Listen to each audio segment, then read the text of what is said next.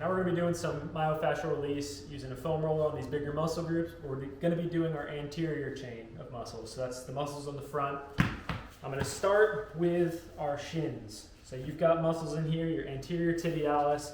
They tend to be very tight. People are not typically disciplined about stretching them out, not typically disciplined about doing work for them. So it's very important that we get them to release. So all I'm doing is I'm rolling back and forth on the outside of my shin. I'm going to roll until I find a tight spot, and I'm going to drive my weight into that tight spot, hold for 20-30, taking deep breaths until I get it to release.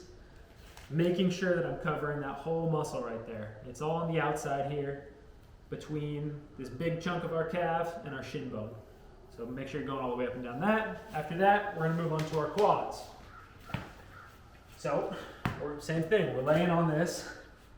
With our quads, since it's such a big muscle group, I want you to kind of break it down into 4 sections, maybe almost 5 seconds. We're going to go up the middle a few times, so we're rolling it up the middle against the ground, and then you're going to angle yourself to where you're going down the middle of your quad, almost into your groin, rolling it up and down until you find any tight spots.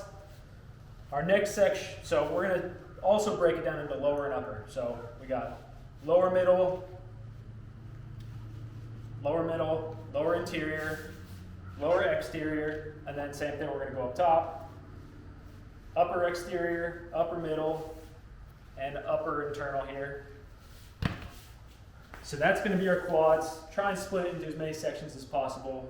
Roll it out, find your knots, loosen them up. Last thing we're going to address as far as our upper, we talked about the hip flexors in a previous video, or maybe you haven't seen it. Go check it out. We're using a ball there because it's a little easier to target. We're going to use our IT bands here though. We're going to loosen those up. These are a problem for a lot of people. I want to emphasize that you should not force yourself into agony with this.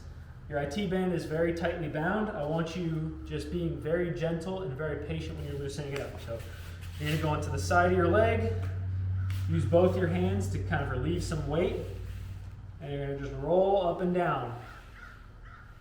Like I said, the IT band's very sensitive, and even just doing this, it's pretty painful right now. So I recommend when you're doing your myofascial release with the foam roller, try and spend maybe 3 minutes, 5 minutes every single time on each IT band.